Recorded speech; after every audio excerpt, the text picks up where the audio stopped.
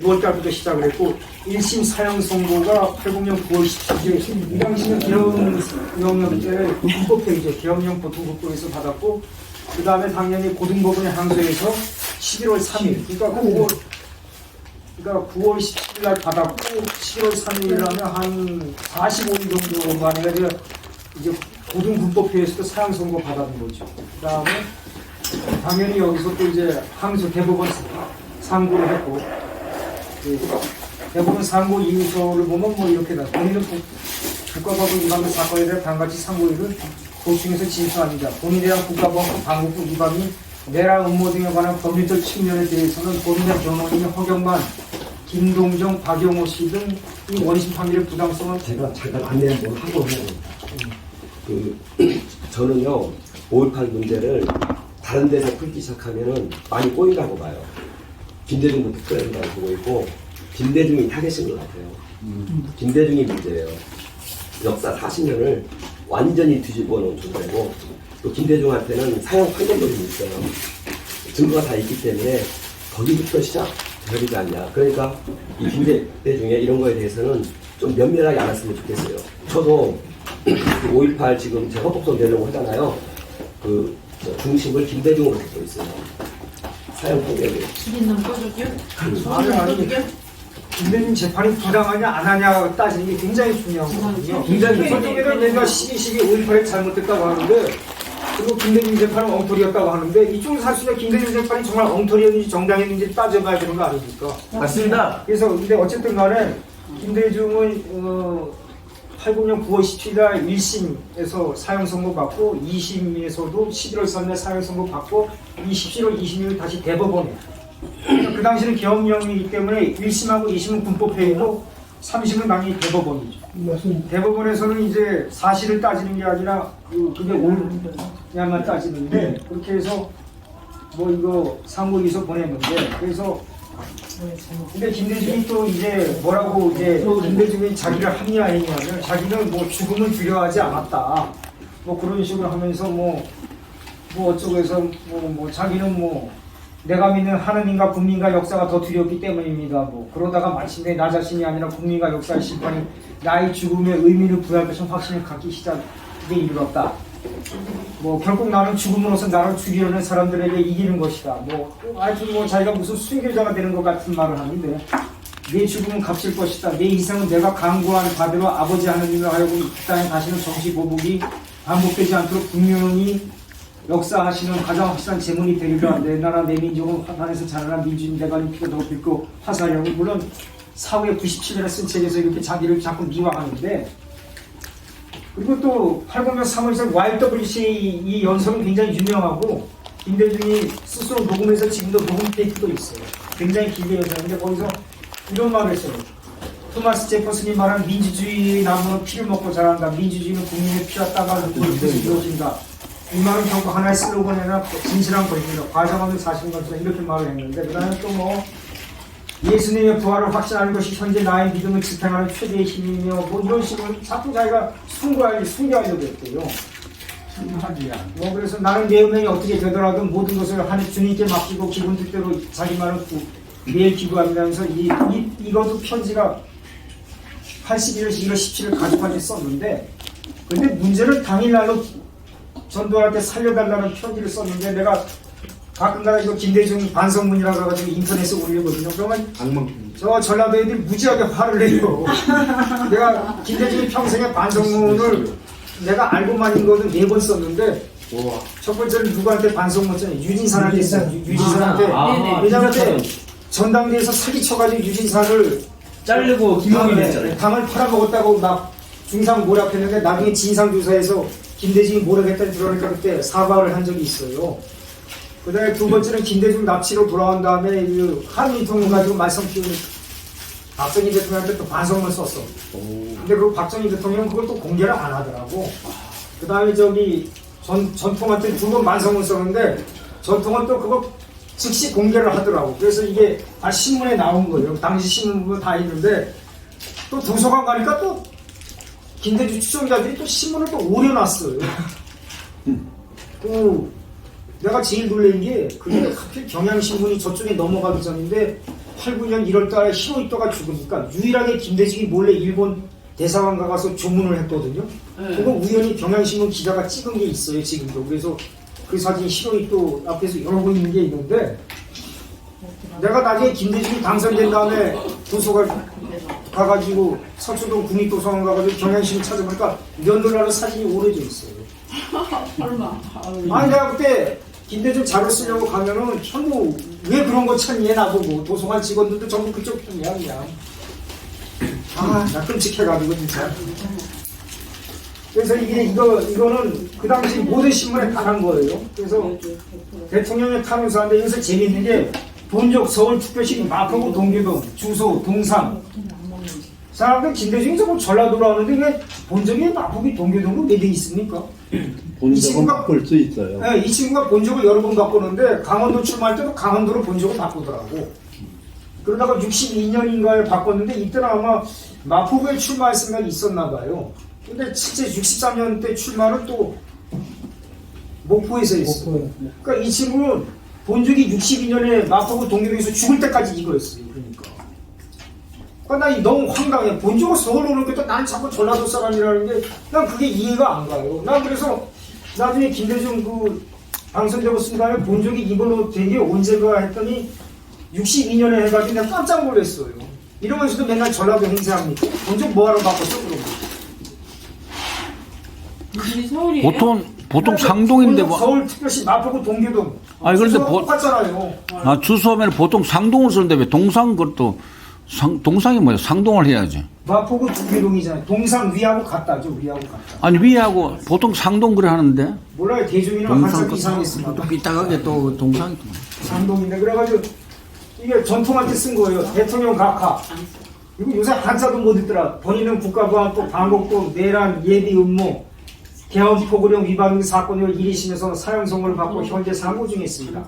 본인은 그간 본인의 행동으로 국내에 무리를 일으켰고 그로 인하여 국가 안보에 누를 끼친 데 대하여 책임을 통감하여 진심으로 국민 앞에 미안하게 생각해 마지 않습니다. 본인은 앞으로 자중자숙하면서 정치에는 일절 관여하지 아니할 것이며 오직 새 시대의 조국의 민주발전과 국가 안보를 위하여 적극 협력할 것을 다짐하는 바입니다. 2페이지에 썼어요. 이게. 본인은 본인과 특히 본인의 사건에 연루되어 현재 수감 중에 있는 사람들에 대해 전두환 대통령 각하의 특별한 아량과 덕으로 설쳐 있으기를 바람하지 않습니다. 이게 당일 신문에 다 나왔는데 이때가 내가 중3 겨울방학이었거든요. 그래서 고등학교 올라가는데 나 그때 중앙일보 봤는데 이거 보고 내가 처음에 이런 생각까지 했어요. 맨날 민주주의에서 목숨을 바칠 수 있다 행동하는 양심이라는 사람이 이런 거 썼는가 해가지고 혹시 전두환이 써놓고 김대중이 있었다고 손절하고 있는 게 아닐까 이런 생각까지도 해봤는데 내가 그래가지고 자유민주주의가 아니라 인민민주주의로 목숨을 바칠 것 같아요. 나는 그전부터 대중이를 의심했지만은 나 이거 보고 정말 이 인간 정말 구역질 나는 인간이라고 솔직히 저기 생각했어요. 앞에 자유가 없다. 없습니까? 와이프는 그렇고. 자유민주주의라는 말을 써야 돼요. 쟤네들이 말하는 그렇지, 민주주의라는 그렇지. 인민민주주의예요. 그건 민주주의야. 하여튼 이 김대중 반성문은 2번 있는데 이때 쓴 것도 나중에 미국에 갈 때 좀 풀어달라고 또 했던 게 있어요. 반성문 1호 2호인데 이거 모르는 사람이 많더라고. 하여튼 이거 올리면 저쪽 애들이 그렇게 화를 내요. 그 신문에 있는 신문 원본을 갖다가 다음할 때 그대로 떼 붙이면 딱 좋은데. 모든 신문에 다 났어요. 내가 그렇죠. 아니, 찾아보고 중앙일보, 통일보, 조선일보 다 나왔는데 어떤 거는 이렇게 문장만 오른 게 있고 이거는 아마 중앙일보는 아예 그 형식 그대로 해줬어요. 그렇죠. 그 저기. 또 사진대로 안 돼도 있고. 그렇지, 있더라고.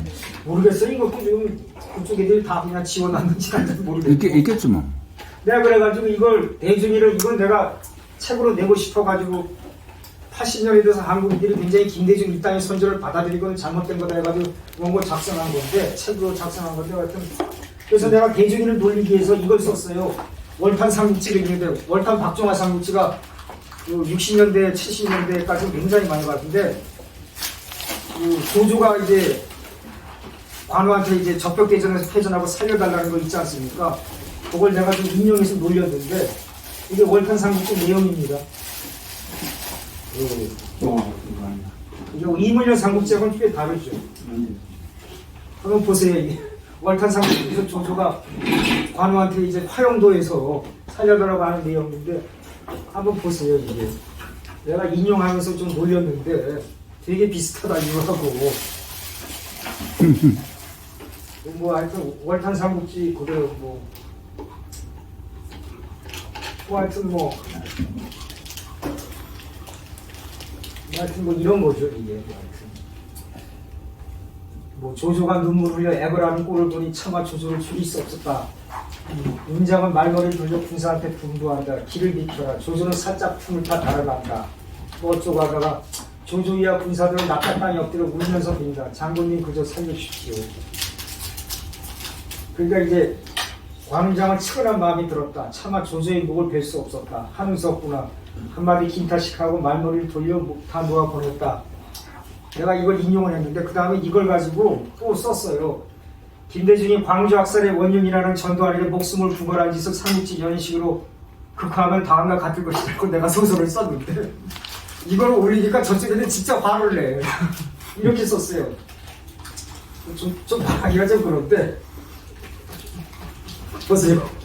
좀 미역이 좀 심하지 않나? 아니 읽어봐요. 우리 아니 안 보입니까?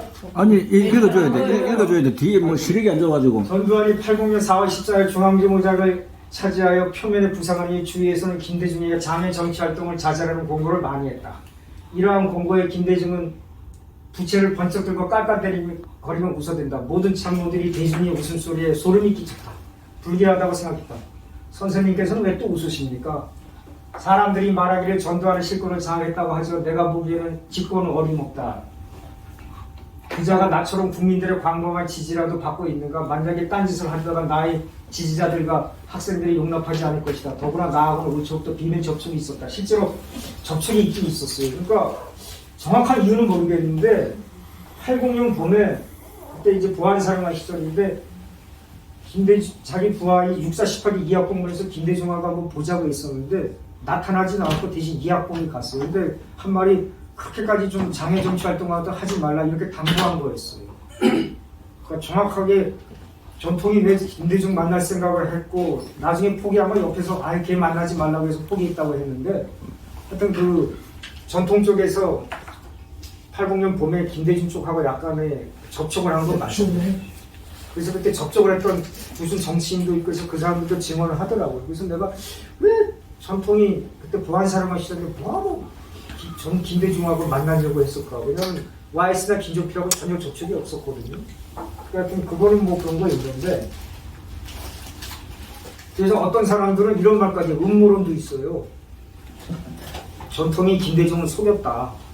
그러니까 내가 당신은 미니까 마음껏 장애정치 활동 안 하고 그래가지고 장애정치 하니까 그걸 그래서 사회혼란이라고 덮친 거다. 뭐 이렇게 함정에 빠뜨렸다는 음모론을 제기하는 사람도 있어요. 그건 잘 모르겠고.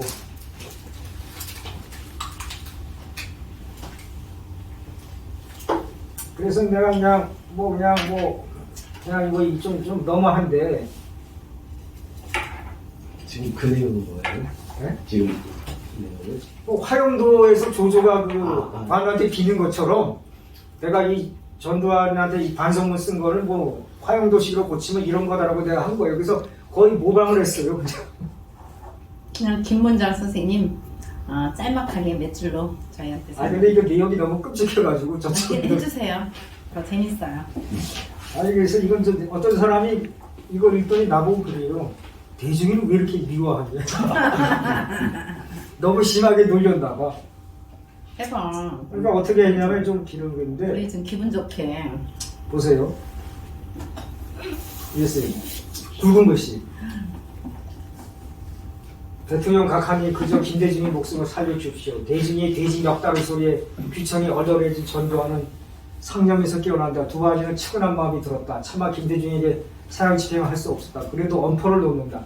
살다가 한 번은 죽는 거 그리도 삶에 지착하는가. 더구나 카톨릭이 그대는 죽어서 천당에 가는데 남문에 죄 지은 거라도 있는가. 뭐 이렇게 하고 그 다음에 장세동 화평 김지현 이합 두 아들의 졸배들이 대중이 끌고 가려고 한다.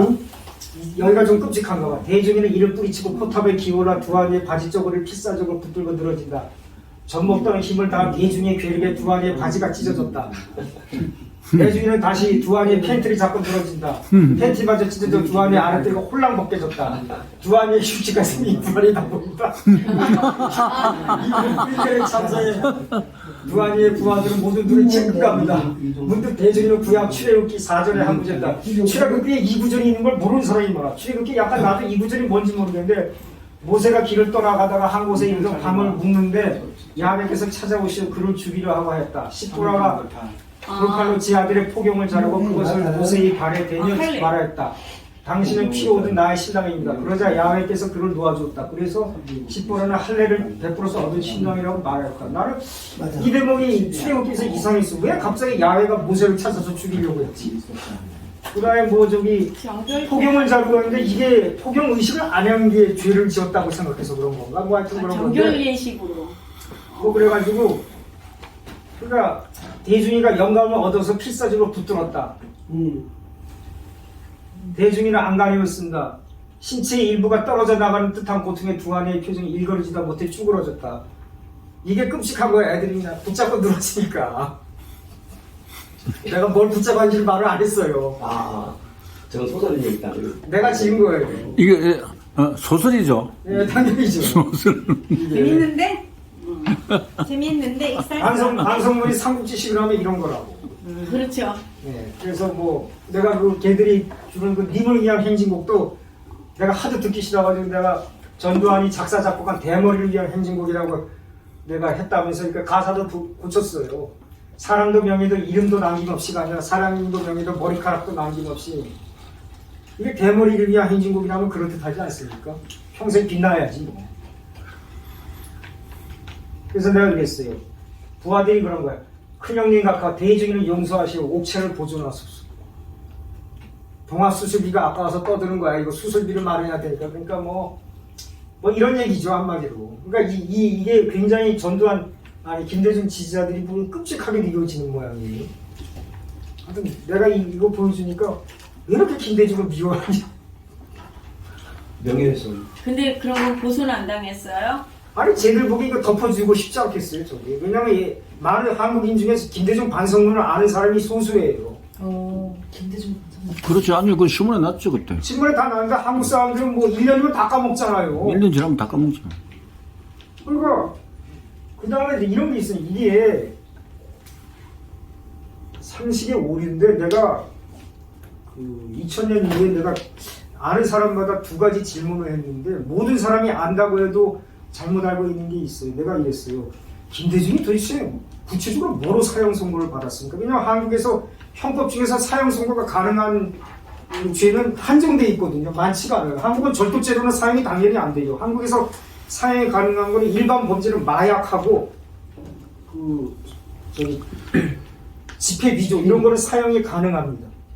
그건 워낙 큰 거기 때문에. 근데 그 외에 이제 살인 강도 이런 거 사용되고 정치적으로 내란죄하고 반국가단체 수괴죄 몇 개 안 돼요. 그렇지. 그러니까 내가 사람들이 김대중 구체적으로 도대체 무슨 죄로 사형 선고를 받은 거냐고 하면 사람들이 내란죄 아니냐고요. 그럼 내란죄가 뭐냐고 하면 뭐 광주사태야. 그러니까 내가 그래요. 김대중 광주사태를 아예 기소를 안 당했다고. 진짜예요. 김대중 기소 항목 보자를 광주사태가 안 들어가요. 반국가단체 수괴죄로 사형받았는데 아니, 그때 5월 17일인가 올 초에 말이죠. 최규하 그때 내각 아닙니까? 최규하 대통령 아닙니까? 정권 내 나라랬어. 우리가 정권 내가 구성할 거니까. 5월 16일에 그랬죠. 그러니까 다 나오라고. 뭐냐면 내란 음모죄로 걸렸어. 내란죄하고 내란 음모죄는 굉장히 달라요. 아니 뭐 살인 음모죄는 없지만 살인죄하고 살인 음모죄는 다른 거잖아요. 살인 청구. 그러니까 그거를 청구 단계에서 걸린다면은 되겠는데 그것도 만약에 살인 청구 단계에서 걸리면은 그거는 살인죄하고 다른 거죠. 다른 거예요. 그러니까 내란 음모죄는 징역 15년이 최고예요. 사형이 불가능해요. 그러니까 김대중이 7가지 항목으로 기소됐는데 그 중에서 사형 선고 가능한 건 반국가단체 수괴죄고 그 반국가단체는 73년에 만든 한민토론이었어요. 예. 그런데 사람들이 전부 광주 사태로 사형 선고 받는 거예요. 그러니까 김대중이 말이죠. 지가 대통령에서 재심 요구했는데 7개 중에서 오직 내란 음모죄로만 재심 요구한 거예요. 반국 같은 데 수개죄로는 재심 신청을 안 했어요. 왜냐면 그거 재심 신청은 불리하거든요. 왜냐면 한미통이 반국가 단체라는 건 김대중마저 인정을 했어요. 근데 자기는 수개가 아니라고 했지만 실제로 수개로 봐야 되거든요. 그러니까 거기에는 쟁점에 대해서 할 말이 없으니까 내란 음모로 거는 거예요. 왜냐면 내란 음모는 이런 게 있어요. 솔직히 음모를 입증하기가 얼마나 어렵습니까? 상식적으로. 그러니까 음모죄는 말이죠. 내란 음모 말고는 내가 알기로는 음모죄가 없어요. 왜냐면 살인 음모죄나 뭐 사기 음모죄 만들어봤자 입증하기가 어렵잖아요. 네, 어렵죠. 네? 무슨 성폭행 음모죄 같은 거 있으면 또 어떻게 입증을 합니까? 성폭행 음모죄 같은 거. 그러니까 내란 음모죄는 있어도 내가 보기에는 입증하기가 어려운데, 그러니까 판사의 재량이 너무 커져요. 이런 경우에서 어떤 사람은 검찰의 증거로 내세운 걸 증거로 받아들인 사람이 있고 안 받아들인 사람도 있지 않습니까? 지금 한국 판사들이 얼마나 황당무계한 인간들이 많냐면은 자기가 모르면 전문가한테 맡기거든요. 예를 들면은 문화재 감정 가지고 이제 말하자면 뭐 무슨 명화를 샀는데 위품을 산 것 같다라고 해가지고 내가 사기당했다. 위품을 진품으로 샀다 하면은 판사가 뭘 알겠어요. 그냥 문화재 감정하는데 맡겨가지고 거기 따르는 거 아닙니까? 간단해서 친자 확인 소송을 하면 무조건 DNA 검사 의뢰한다면 그거에 따르는 거잖아요. 근데 한국이 얼마나 웃기는 판결을 내리는 하냐면 이건 판사가 사람이 아니야. 왜냐면 그 DNA 그 유전자 친자 확인 하잖아요. 한 99.999% 이렇게 뿐이 안 나와요. 확률적으로. 그럼 이 사람이 친자일 확률이 99.999%입니다. 아닐 확률이 또는 99.99% 이랬거든요. 근데 판사가 그거를 안 받아들인 판결이 여러 개 있어요. 헐. 그러니까 옆에서 입이 딱 벌어져요. 그러니까 0.0001% 이거를 나를 따른다 이런 판결을 내려요. 그 뻔하죠. 왜냐하면 친자 확인 소송이라는 게 또 재산 상속 뭐 이런 거 왔다 갔다 하는 거거든요. 그러니까 뒤에서 받은 거지. 그러니까 한국의 판사들이 그렇게 뻔뻔스러워요. 근데 내가 보기에 과연 김대중 내란 음모로서 801 재판에서 검찰이 내세운 증거를 받아들여야 안 돼요. 나 같으면 받아들이거든. 이건 내란 음모 확실하다. 근데 아니 그때 보니까 최규호 대통령한테 정권 내놔라, 당신 하야하라, 정권 내놔, 우리가 정권 인수하겠다 그랬어. 뭐 그런 식으로 나왔어. 예, 그렇게 했는데도 불구하고 뭐 아니 근데 문제는 이거죠. 그거를 하나의 수사로 받아들일 수도 있거든요. 사람마다. 그러니까 말만 했느냐 아니면 실행을 했느냐 문제죠. 근데 문제는 그거는 문서 같은 거를 만들겠습니까? 내란 아니 그래 해놓고 이제 5.18 때 이제 엄청 이제 불발 났잖아요. 그러니까 그 진압 하느라 얼마나 땀을 뺐어. 하고 나니까 당신하고 이거 연결됐다. 서로 싸이 맞았다. 그래서 내란 수개로 그래 된 거지. 근데 내가 김대중이 역겨운 거는요. 그 후에 맨날 글 쓴 거에서 자기는 그런 일이 없대요. 난 그게 너무 황당하더라고. 인간이 어떻게 그렇게 사람의 판을 지나는지 모르겠는데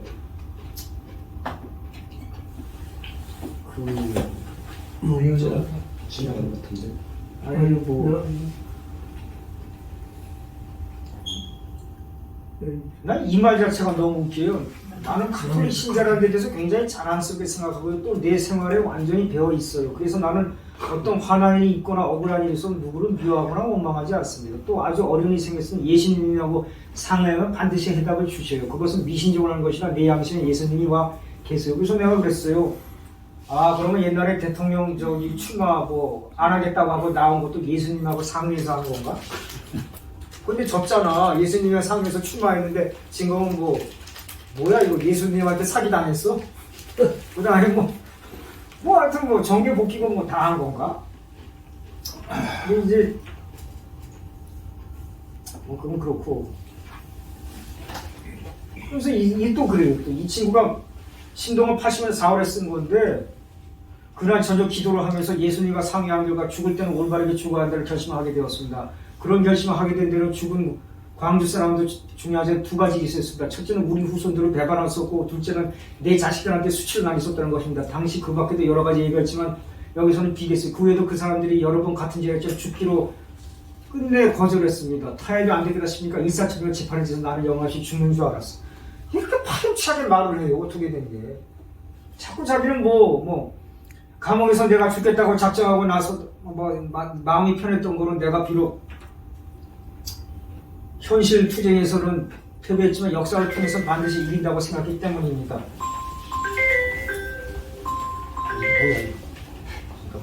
야, 기훈아 나중에 해라. 아니, 그때 월간 조선에서는 또 이렇게 이따위 말을 하고 하여튼 내가 이게 정말 끔찍한 게 그래도 이런 또 쓸만한 거짓말을 해. 자기가 재판받고 있을 때 내가 5.17날 기관에 끌려간 뒤 50일쯤 지난 7월 5일 군정의 고위실력자인 현역 군인 이 사람 이학봉에 찾아와서 우리에게 협력해라. 협력한다면 당신에 대해서 모든 좋은 조건을 보장하겠다고 제의했다. 이 사람은 3번이나 나를 찾아 이렇게 회했다. 그러나 나는 끝내 이를 거절했다. 나는 그때까지 광주사 때 그래서 여기서 죽겠다고 결심했다. 죽는 것이 바르게 사는 일이라 느꼈다. 내가 죽는 것이 후일에도 이 나라의 국민에서 씨앗을 뿌주는 일이요 가족에 대해서도 떳하리라고 판단했다. 육군 교도소에 옮긴 뒤에도 나는 내 방을 되찾아 와서 의향을 믿는 교도소에게 이미 나는 죽기를 결심한 사람이다. 더 이상 이야기할 필요 없다. 그건 내 굳은 뜻을 밝혀주었다. 그 이론은 일사처럼 나에 대한 재판이 진행되어 사형을 선고받았던 것이다. 이렇게 해서 나는 자기의 양심과 국민의 충성을 지키기에 힘든 일이었지만 목숨을 버리기로 결심했다. 이렇게 결심하는 자유평화였다. 맨날 그냥 그렇게 목숨을 살려달라고 애걸 했으면서도 자기는 죽기로 결심을 했대. 그냥 나 이 인간 정말 질려가지고 정말. 하여튼 이 얘기를 하도 많이 해가지고 내가 그냥 얘가 도대체 맨날 죽기로 결심했다는 말을 하는 거 내가 하여튼 찾을 만큼은 좀 찾아봤어요.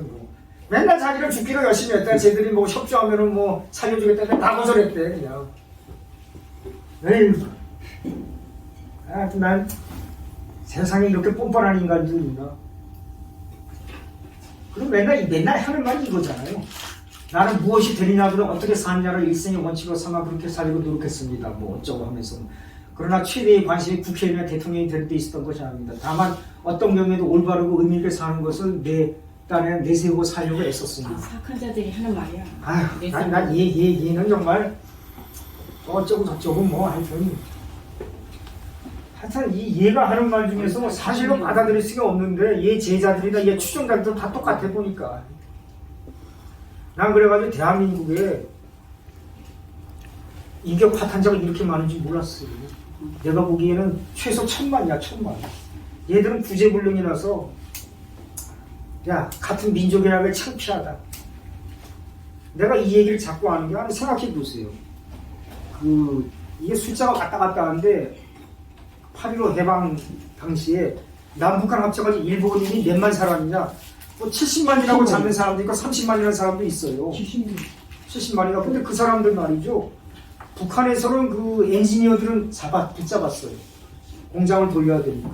그래서 북한의 억류 비슷하게 돼가지고 계속 죽을 때까지 북한에서 한 일본 엔지니어가 수천 명 된다는 말이 있어요. 그리고 남쪽에서는 미 군정이 좀 어떻게 보면 국제법에 위반하는 짓이 있어요. 무슨 얘기냐면 귀속재산. 민간인 재산은 아무리 적국이라도 박탈할 수가 없거든요. 일본인 민간인 재산까지도 미군이 싸그리 다 박탈을 했어요. 예. 군정범죄 못 가져가게 선수를 했죠. 네. 그래가지고 맨몸으로 나갔어요. 부산항에서 보냈는데 주머니까지 다 뒤졌어요. 그래가지고 차별 이하로 제외했죠. 일본에 갈 수 있는 차비 정도만 남기고, 그러니까 진짜 완전히 빈털터리가 돼가지고 다 놓고 나가게. 갔거든요. 그러니까 그 사람이 30만인데 일본에서도 굉장히 사회 문제가 된 거예요. 30만이나 되는 사람이 완전 빈털터리로 와가지고 일본에 도착했으니 일본도 죽을 판인데 그래서 이게 사회 문제가 됐어요. 그래서 그 일본인 그걸 이제 귀속 재산이라서 그래서 미군이 차지하고 미군이 다시 한국 정부한테 주는 거로 해가지고 된 거예요. 그래서 이게 한 22억 달러가 됐다고 해요. 그 당시 화폐로. 그럼 지금 돈은 진짜 한 1000억 달러는 될걸요. 그래서 이 박사가 한일 외교 정상회담이 50년 됐고 했는데 굉장히 걱정을 했어요. 일본이 저거 돌려달리면 어떡하지? 왜냐면 국제법상으로는 민간인 재산 못 뺐거든. 그러니까 이승만 대통령이 그래가지고 뻥을 쳤어요. 일본이 일제시대 우리나라 많이 착취했다. 그게 한 30억 달러 된다. 왜냐면 그 얘기는 일본이 그 재산 다시 돌려달라다가 그런 거예요. 그러니까 한국인이 진짜 믿은 거예요. 일본이 우리한테 착취한 게 30억 달러가 된다. 근데 안 된 얘기지만은 초국 목피하던 조선에 뜯어갈 게 뭐가 있습니까? 이거는 분명히 알아야 되는데 조선은 하도 다 빈곤선 이하로 사는 사람이 대부분이니까 세금을 거둘 수가 없었어요. 그래가지고 일본이 그때 한반도에서 거뒀던 세금이 한 수리 조합비 정도뿐이 없었어요. 그러니까 그때 일본 경찰이나 군하가 한 4만 정도가 살았고 조선 총독부 공무원까지 사는데 이 사람 월급도 못 줘. 그래가지고 일본 정부 예산의 20%를 갖다 썼어요. 예. 그걸 35년간. 그게 다 한국에 뿌려진 거야. 한번 거꾸로 생각해보세요. 한국이 말이죠. 지금 예산이 한 600조 나오거든요. 그 한국이 예를 들면 필리핀을 식민지 해가지고 필리핀에 뭐 총독부 세우고 필리핀 사람 가난하다고 한국 정부 예산 1년에 20%가 한 120조야. 120조를 한 35년만 뿌려봐요. 일본이 왜 그렇게 그러면 돈을 많이 썼느냐. 한반도를 발판으로 만주로 하고 예. 몽골을 생각했기 때문에 그런 거예요. 예. 그러니까 솔직히 한국 사람들은 일본한테 뜯겼다라는 생각은 정말 잘못된 거예요. 아니 일본은 부자나라고 한국은 가난한데 뭐 뜯을 게 있어요 솔직히. 지하자원도 거의 없는 나라인데. 그러니까 한국인들이 일본에 대해서 뭘 뜯겼다는 생각은 좀 그러니까 그게 나중에 한일 국교 정상화 때 어떤 문제가 됐냐면 일본한테 한 30억 달러를 받아야 된다는 이상한 게 있었어요. 근데 아는 사람은 알았거든요. 일본한테 받을 게 없었다. 그래서 유진호라는 사람도 뭐라고 했냐면 유진호 그때 예. 이랬어요. 지금 한일 국교 정상화 때 우리가 좀 경제 발전에서 돈 좀 받아야 되는데 얼마 받을 수 있냐고 하니까 유진호가 한 3, 4천만 달러 받을 수 있으면 많이 받는 거 아니냐 했거든요. 근데 그때 무상 3억, 유상 2억에다가 또 상업 차관으로 3억 달러였어요. 그러니까 모두 8억 달러인데 거저받는 거는 한 5억 달러로 보면 돼요. 무상 3억인데 유상 2억도 굉장히 조건이 좋았기 때문에 무상에 가까웠거든. 그러니까 그게 어느 정도였냐면은 한국 정부 그게 3년치 예산에 해당했어요. 그 당시에. 그 일본한테 받은데 물론 10년에 걸쳐서 받았는데 그러니까 이거를 하도 많이 받은 거니까 북한도 그걸 따라했어요. 그 90년대가 2000년대 일본하고 북한하고 그 외교 협상했거든요. 근데 북한이 70억 달러인가를 요구했어요. 그게 뭐냐면은 남한 정부가 한 3년치를 받았으니까 예산으로 우리도 우리 예산 3년치 받아야겠다 그런 거예요. 그러니까 북한도 많이 받은 걸 인정한 거야. 그런데도 그때 30억 달러를 받을 수 있는데 5억 달러뿐이 못 받다고 맨날 그냥 6.3사태 나고 하니까 박정희 대통령이 그때 계엄석하고서 담화문을 그랬어요. 뭐 그런 말이 있는데 아니 그 정도 받을 수 있으면 내가 왜 그거 안 받아내겠냐고 했다니까요. 그러니까 이 사람들이 그 64년 한일 국교 정상화 굴욕이다라고 하잖아. 거꾸로라니까요. 거꾸로 일본이 근데 한국이 이렇게 많이 받을 수 있었던 이유는 미국이 한국 편을 들어서 그래요. 아니 한국이 굉장히 불리한 입장이거든요. 아니 돈 달라는 쪽이 저 입장이고 돈 주는 쪽이 고압적인데 아니 은행에 돈 빌려가면 은행이 갑이고 돈 빌리는 사람이 을이지 돈 빌리는 사람이 갑이 됩니까? 갑하고 을 관계인데 그때 베트남 파병하고 하니까 미국이 그냥 협상할 때마다 그냥 압력 가해가지고 야 한국말 들어 해가지고 굉장히 유리하게 맺은 조건인데도 저쪽 애들이 하도 그냥 나랑 팔아먹었네 어쩌고 거짓말 하다니까 거짓말 자꾸 하면 사람들이 속는다니까. 그래서 한일 국교 정상화는 정말로 한국한테 유리하게 맺은 거예요. 그리고 박근혜 대통령도 그 고이즈미 때 그거 맺은 거 있지 않습니까?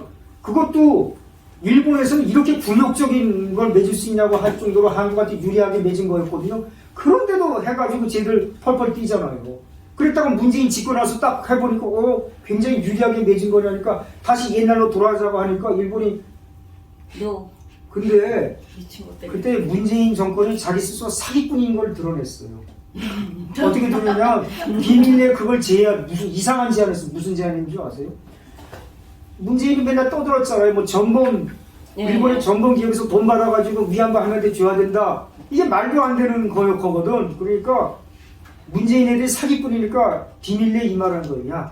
우리가 너희한테 줄 테니까 그 돈 가지고 일본 우리가 전범으로 규정한 기업에서 주는 걸로 이렇게 쇼하자 했어요. 그러니까 일본이 보기엔 너무 황당하잖아요. 사기치자는 거잖아요. 예.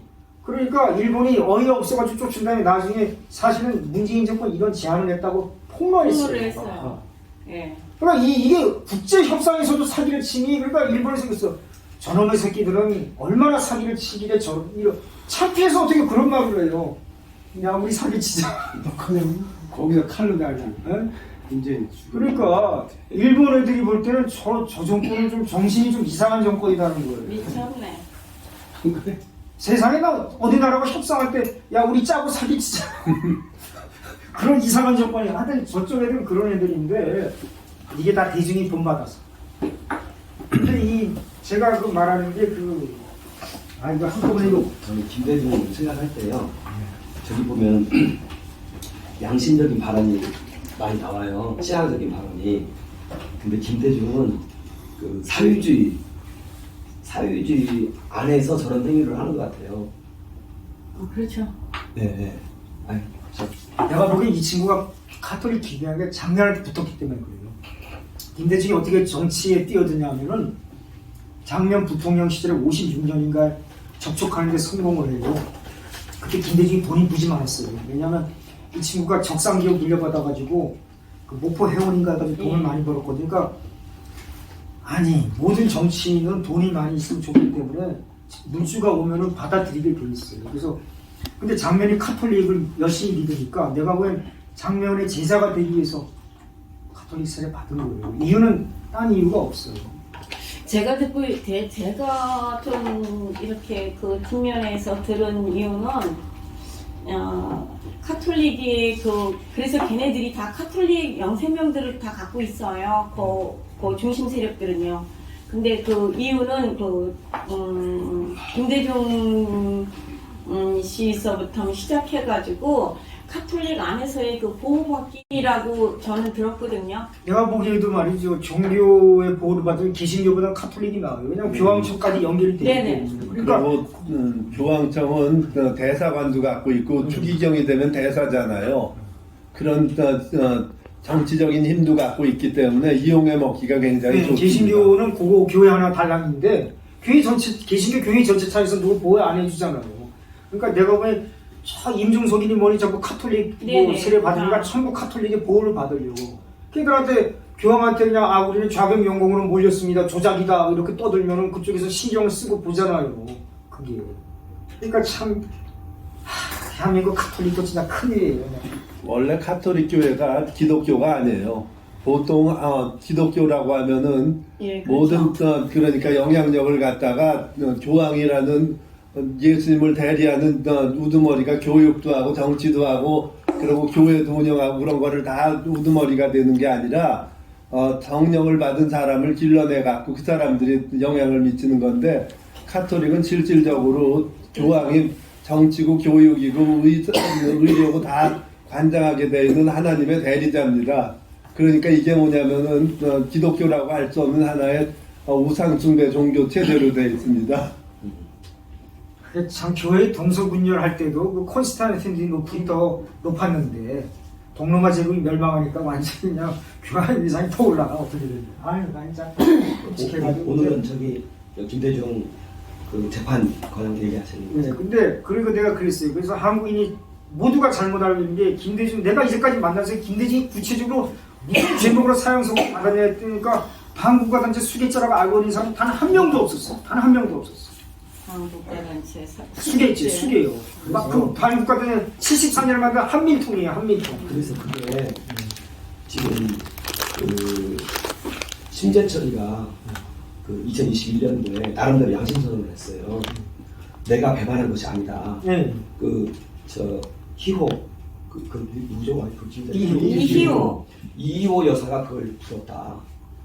그렇게 얘기를 했거든요. 그러니까 나는 그걸 보면서 그 한민통의 대표였다는 거. 한민통이 조청년 당연히 연결돼 있죠.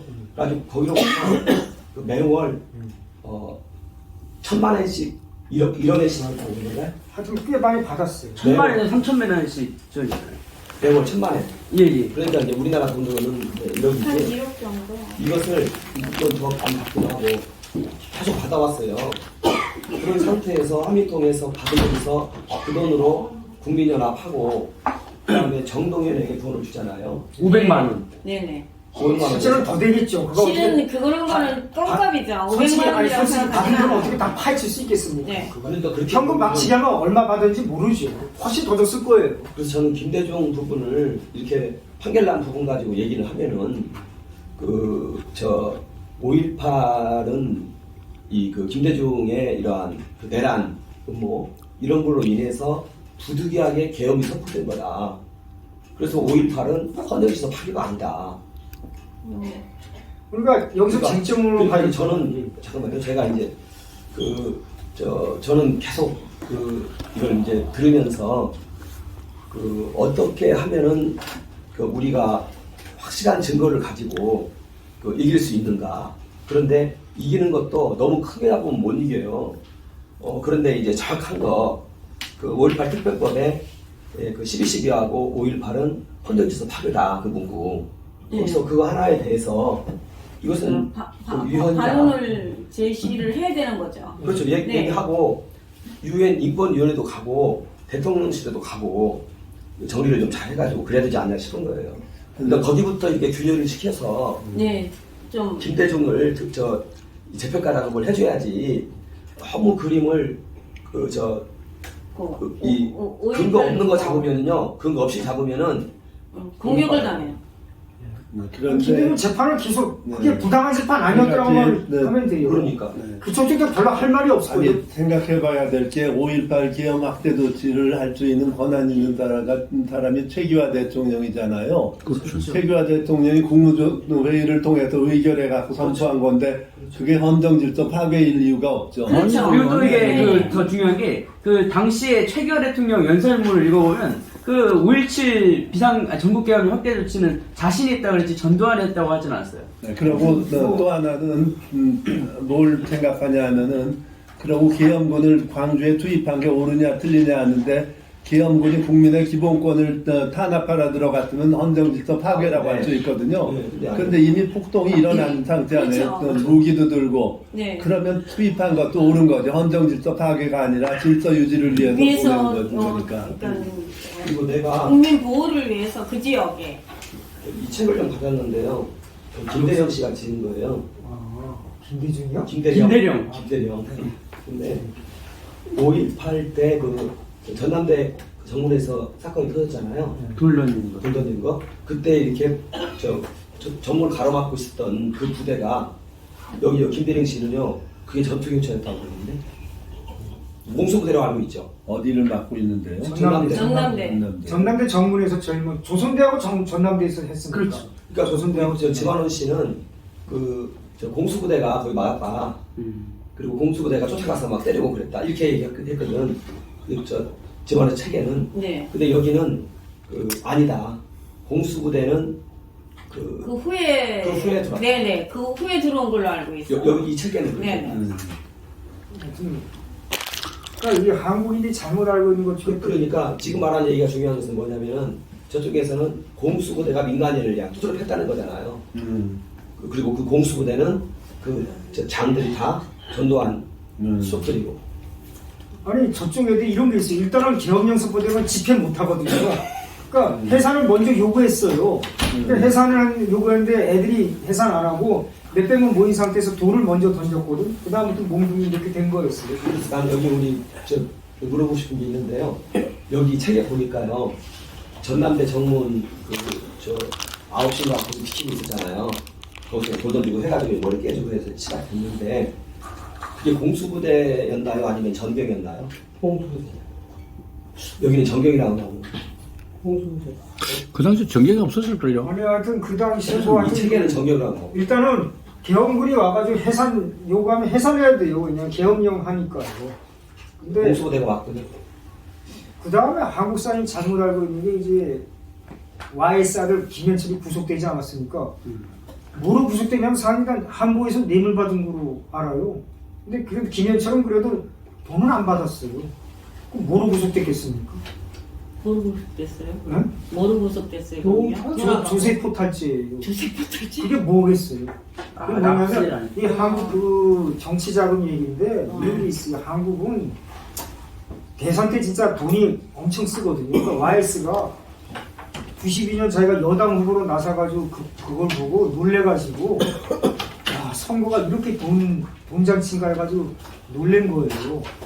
근데 그걸 대선 자금을 자기 아들한테 맡겼는데 문제는 선거 자금이 어떻게 들어오냐면 이 재벌들이 눈치 보느라고 이기는 쪽에 보내게 돼 있어요. 그러니까 여론조사가 팽팽하면은 양쪽에 보내는데 한쪽이 이제 유리해지면 또 이기는 쪽에 와장창 보내요. 그러니까 막판에 YS가 한 10%는 이기는 거로 드러나니까 재벌들이 이제 선거날이 가까울수록 확 보이거든.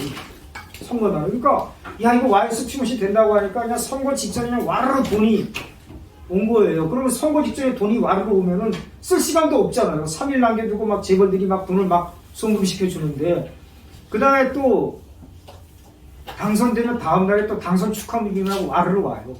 그러니까 그 전까지는 이제 돈을 안 보낸 데 중에서 와 빨리 보내야겠다 해서 당선 축하하고 또 와요. 그럼 그걸 가지고 뭐에 쓰겠습니까? 선거 끝나고 또는 선거 코앞에 두고 온 돈 가지고 그러면 보관해 두죠. 다음 선거에 또 쓰겠다. 그래서 김현철이 그래가지고 그 대선 그 잔금을 1,000억 정도는 몰래 보관하고 있었어요. 자기 아버지한테. 근데 사람들이 그래요. YS가 금융실명제 했는데 저거 미리 안 사람이 얼마 있었을까? 미리 알고 대비한 사람 거의 없었대요. 그러니까 다 한국의 검은 돈이 다 묶였어요 그때. 그래가지고 내가 보면 YS가 몰락한 게 바로 그것 때문이에요. 그러니까 한국에서는 어떤 얘기가 있었냐면 그 말이 명동 사채시장에 걔들은 잔손이고 진짜 큰 손이 4명 정도 있었는데 그 정책에 대해서 말도 말아요. 뭐 무슨 자기 저 무슨 뭐 증권시장 일어났던 광화문 고문 끼지도 못한데 뭐 무슨 백할머니라는 사람이 있어요. 뭐 한양대 이사장이라고 하여튼 4명인데 이 4명이 현금을 조 단위로 90년대 초에 동원한 적이 있어 이 사람들을 안기부에서 어떻게 하지는 못했다는 거예요. 근데 이런 모든 거물 돈이 다 걸렸는데 묶였는데 또 조선일보가 당시 집안이 또 사채시장에 큰 손이라는 얘기가 있어요. 그거 내가 보면 사실 가능성이 굉장히 높거든요. 그래서 그때 금융실명제 때 돈이 김종필 돈도 묶여, 김대중 돈도 다 묶여, 뭐 웬만한 정치인 돈에다가 뭐 사채장 전주 돈이 다 묶이니까 얘들의 혈안이 됐다고 하더라고. 어떻게든지 저 금융시도에 구명을 내야 된다. 근데 과연 김현철이 알았을까? 그때 김현철 측근이 그랬어요. 갑자기 YS가 8월 달에 갑자기 긴급 성명 발표한다고 했거든요. 난 그거 보고 금융실명제 같은데 실제로 금융실명제를 발표를 했는데 김현철이 굉장히 당혹했다고 하더라고요. 근데 그래가지고 김현철이 정직하게 아버지한테 저 1,000억 남긴 거 있는데 이 얘기 했으면은 괜찮았는데 그 YS가 야야 반환해라 했을 텐데 이 친구가 솔직히 1,000억 내기 좀 아깝잖아요. 그러니까 그때 안기부 차장, 운영실장이라는 사람하고 운영차장이라는 사람하고 상의했어요. 그 운영차장이라는 사람은 되게 재밌는 사람이야. 그 사람은 안기부 운영차장이랑 이상한 직책이 뭐냐. 안기부는 부장 있고 제1차장, 제2차장 있어요. 제1차장이 아마 국내고 제2차장이 해외 파트인데 YS가 운영차장이라는 이상한 걸 만들었어요. 그래서 이 사람이 실세였는데 그 운영차장 이름이 기억이 안 나. 김기섭이? 김기섭인가요? 이분 남았습니다. 근데 그 친구가 왜 운영차장이 됐냐면 이 친구가 서울대 몇 학번인데 이 친구가 롯데에서 한 2사 정도 했는데 이 친구가 YS가 그 3당 합다고 나서 굉장히 박철한테 포위돼서 고생했잖아요. 그때 YS한테 배팅을 했어요. 자기 전 재산을 다 걸고 7억인가를 직접 들고 YS한테 쫓아가서 줬어요. 그때 YS가 맨날 박철한테 당하고 있을 때인데 그러니까 인생의 배팅을 하니까 그러니까 YS가 원래 사람이란 게 어려울 때 도와줘야지 기억나지 않습니까? 그러니까 그때 사람들 박철원한테 뭐 깨지나 보다 했었잖아요. 그때 3당 합당하고 워낙 소수니파니까. 그러니까 김기섭이 너무 고마운 거야. 이 친구가 자기 재산 7억 다 갖고 하니까. 그래서 김기섭한테 이 사람 무언 자리 줄까 하다가 제일 믿을 사람이니까 안기부 차장, 운영차장이라는 자리 만들어서 맡겼어. 그래서 이 김기섭이 김현철하고 상의해서 안기부 비밀 계좌에 넣자 해가지고 1,000억을 넣은 거예요. 그러니까 나중에 특검이 나서 조사하니까 그게 드러나니까 이 1,000억이니까 이자 소득세가 있지 않습니까? 네. 그걸 안 낸 거지. 그러니까 그걸 조세 포탈죄로 걸은 거예요. 근데 그때 김대중이 말을 안 했어요.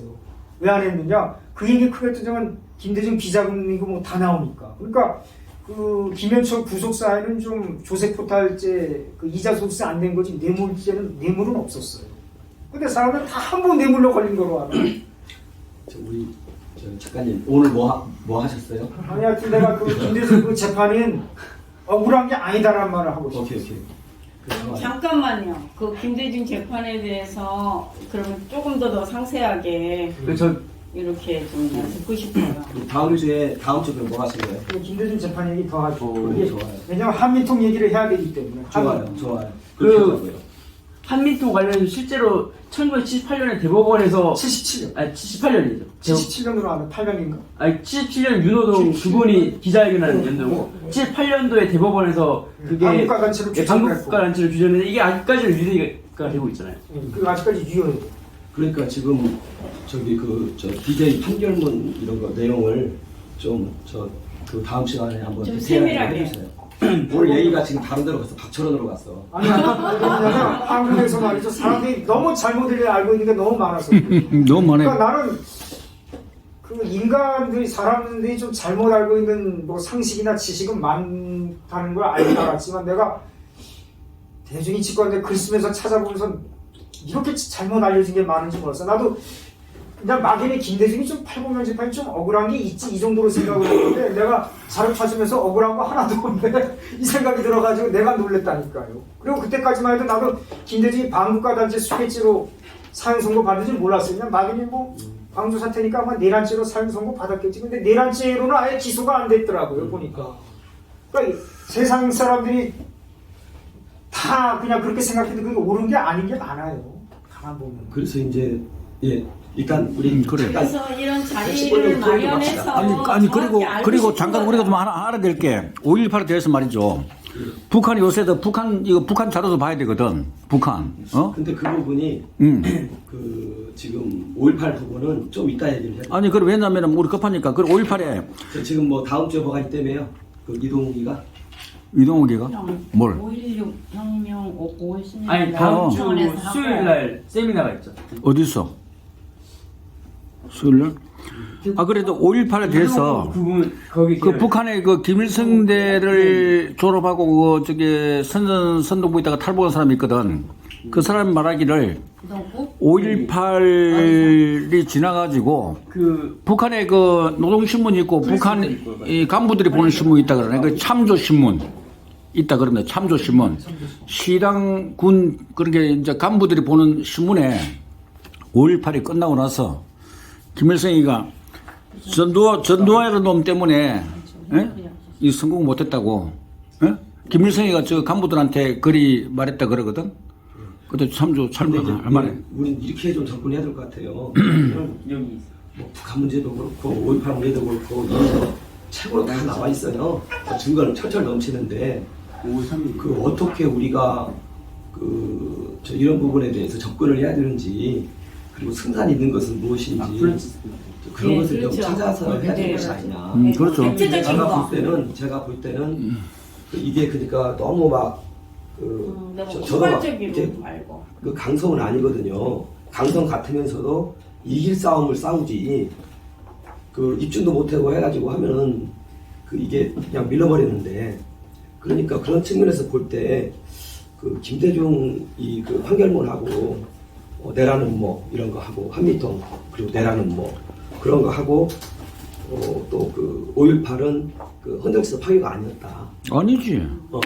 아 정당한 대한민국 지키기 위한 그게 집행 아닙니까? 그러니까 우리는요. 소요가 일어났는데. 우리는 신문사에서 받아서 써줄 수 있는 이슈를 잡아야 된다고 나는 봐요. 그렇죠. 그러니까 무조건 북한 문제를 해버리면요. 일단 다 금을 긋고 보니까. 그래. 왜냐하면 북한 문제에 대해서는